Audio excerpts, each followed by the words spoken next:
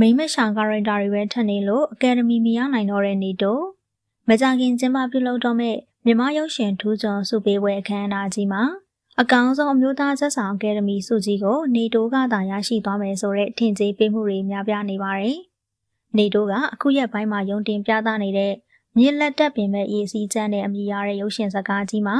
မိမရှာကာရိုက်တာနဲ့တရုပ်ဆောင်ထားခဲ့တာပါ။တော်ရုံတရုံမင်းသားတွေတရုပ်မဆောင်နိုင်တဲ့ကာရိုက်တာတစ်ခုလည်းဖြစ်သလိုနေတိုရဲ့တရုပ်ဆောင်ချက်တွေဟာလည်းပြည်ပြင်းလွန်လှတာကြောင့်နောက်ထပ်အကယ်ဒမီထပ်ရတော့မယ်ဆိုတဲ့ချီးကျူးမှုတွေပြန့်နှံ့နေတာဖြစ်ပါတယ်။ဒါပေမဲ့လည်းနေတိုအနေနဲ့အခုလိုမျိုးမိမချာအချော်ကောက်ကာရက်တာတွေကိုသာရိုက်ကူးမှုများနေတဲ့အတွက်အကယ်ဒမီရဖို့ဆိုတာကမသိကြတော့ပါဘူး။ဘာလို့လဲဆိုတော့အရင်ကတရုပ်ဆောင်ခဲ့တဲ့အချော်ကောက်ကာရက်တာတွေကိုကြော်လွန်အောင်တရုပ်ဆောင်နိုင်စွမ်းမရှိတဲ့အတွက်ကြောင့်ပါ။နေတိုဆိုတာကကြာရစရုပ်တိုင်းကိုအပြည့်ပြင်းဆုံးတရုပ်ဆောင်နိုင်အောင်သာမက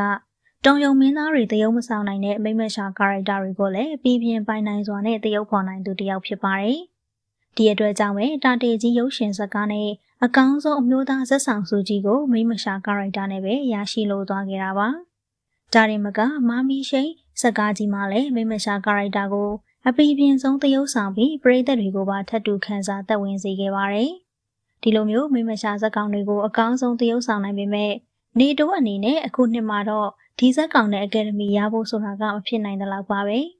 ခုနကပြောခဲ့သလိုပဲအရင်ဇက်ကောင်ကာရိုက်တာတွေကိုကြော်လွန်အောင်သရုပ်ဆောင်နိုင်ဖို့လည်းခက်ခဲသလိုကာရိုက်တာတွေလည်းထပ်နေတာကြောင့်ထပ်ပြီးတော့အကယ်ဒမီပေးဖို့ဆိုတာမဖြစ်နိုင်ပါဘူးနောက်ပြီးဒီနှစ်မှာနေတိုးနဲ့အပြိုင်ထိပ်တန်းအကယ်ဒမီမင်းသားကြီးမြင့်မြတ်ကလည်းရှိနေပါသေးတယ်နေတိုးက2000ခုနှစ်ဝန်းကျင်ကလေးကအမှုပညာလောကတွေကိုဝင်ရောက်ခဲ့ပြီးအကယ်ဒမီ၄စုနဲ့တခြားသောထူးချွန်ဆုကြီးတွေကိုရရှိထားသူမင်းသားကြီးတစ်ယောက်ဖြစ်ပါတယ်မနှစ်တုန်းကလည်းအကယ်ဒမီဆုကြီးကိုရရှိထားတာဖြစ်လို့